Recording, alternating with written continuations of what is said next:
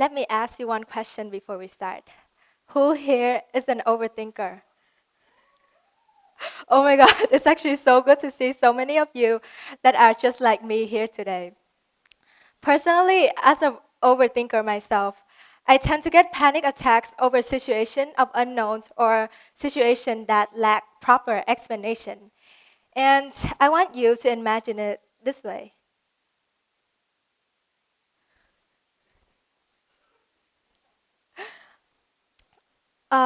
Basically, this scenario sums up my situation as a whole. Unfortunately, over the summer, I faced a disconnection with a friend whom I used to be really close with due to some unforeseen circumstances. I mean, for an overthinker like me, you guys probably know how bad it was, right? For weeks and for months, I was extremely worried, but at the same time, I was also really pissed, annoyed, mad, frustrated, and a lot of more horrible reactions that I could ever think of. And in fact, all of these feelings, they kind of sum up into this one mixture of turmoil, and it looks something like this.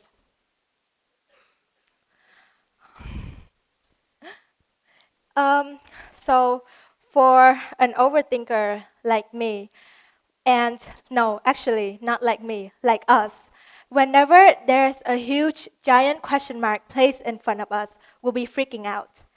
We'll be asking questions, we'll be wondering because we don't know where the heck went wrong, or was it us who unintentionally did something bad, or is it just the other person being a bad guy? According to David Carbonell, a clinical psychologist, many people overthink because they are scared of the future and what could potentially goes wrong. Therefore, these individuals try to solve the problem in their head, which in the end leads to a cycle of endless assumptions that would fuel for more and more issues. However, today I am proud to say that I am standing here in front of you as a special case, as an overthinker who values rationality. When talking about a rational person, the stereotypical values that we all would expect them to have are logical, analytical, and emotional control, right? Yet, there is still one other crucial aspect that often go unnoticed, their reliance on rigid explanations and answers. So, for someone like me, not receiving a proper explanation was extremely bad. And because I rely mostly on rationality, I'm gonna just basically walk you through what I personally did to seek out an explanation from that friend of mine. So first, I actively tried to communicate via messages, and then after receiving no replies at all, I thought to myself, oh my God, how about verbal communication? Would it be a better option? Therefore, I proceeded with calling them, and after receiving no reply again, I bombed and nuked their inbox with tons and tons of messages just to seek out for the reason why. But in the end, this is what I received nothing, completely nothing. And this nothing just left me feel completely empty inside because there was no answer at all.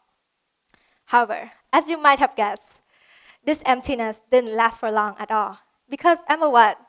Yeah, rational overthinker. I keep coming back to myself with all of these negative thoughts, and I keep asking myself questions and questions. And to a point, I even come up with some crazy conspiracies and assumptions on whether or not if this friend of mine has been kidnapped by alien or that their house got robbed and that the police hotline is 911, and whether or not should I report a missing case. I'm kidding about the last part, by the way. Um, During my journey to figure out what is wrong with me and the situation as a whole, I was delving into countless resources, theories, and perspective. And I would say that I was lucky enough to stumble upon this article written by Maria Konnikova, an author renowned for her expertise in psychology, which unveils how our human mind works and how we tend to how how the urge to seek for explanations tend to drive our actions. According to the source, ever since a young age, we are extremely unfavorable of mystery and ambiguity. Therefore, whenever there is a huge, giant question mark placed in front of us, we'll be developing reasonable explanations as a justifications to explain those situations are known. But however, once these thoughts are being developed, it is extremely hard to let them go. And these assumptions that we created by ourselves basically become something that we hold on to. How relatable is that? Isn't that a reflection of myself? In addition, as early as 1972, um, a lot of researches on how being exposed to the uncertainty will influence our actions was developed, among which include a research by Jerome Kagan, a psychologist. In his research, uh, he talks about the association between the exposure to the unknown and how we are we are highly motivated to seek out for answers when facing those situations in order to achieve what he termed cognitive closure, which is defined as humans' inclination for a definite answer to a question in order to eliminate the distress that arises from the unknown. Undoubtedly, these two resources have helped me to realize not only the problem with myself, but also to understand the bigger issues of other people. Thanks to them, the positive side of being rational in me was awakened, and I start to recognize that there is an inner value of embracing the unknown, but also the unexplainable. While it is really and extremely hard to overcome these issues by ourselves and to forget about the negativity that plague our minds every single day, why don't we all take simple steps in order to overcome this and achieve a better state of well-being? I mean, although it sounds really hard, but it's definitely not impossible. I mean, how is it even impossible when the word by itself is already screaming, I'm possible? In fact, there are only two steps that I need you to do in order to achieve a better state of well being.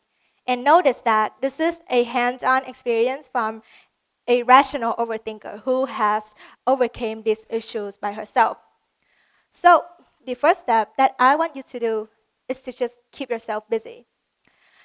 A really simple concept as such was found to be the biggest issue of mine because being given with all the free time during the summer, I was left with a tendency to keep revisiting and coming back to these negative thoughts. However, once the school year started and I was showered with all assignments, homeworks, CAS, EE, DP student, you know what I'm talking about. My mind was so filled up that I didn't have any space left to keep revisiting these negative thoughts anymore.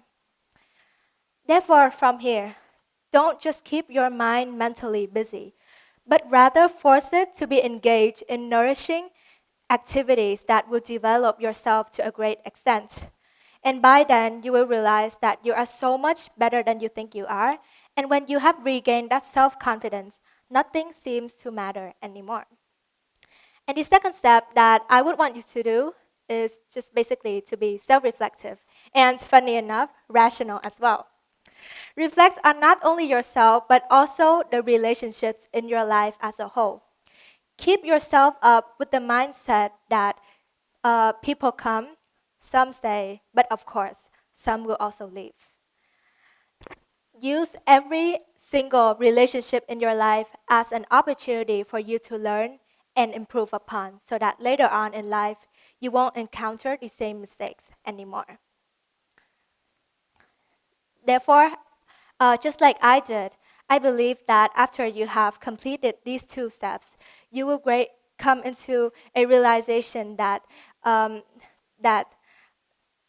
you will come to a realization that there is a inner value of embracing the uncertainty, and you will come to a realization that uh, there is so much better than there is so much more things that you could do rather than deliberately seek out for answers that might not even exist. And by then, I believe that you will achieve a better state of well-being. And that is for my speech. Thank you so much for watching.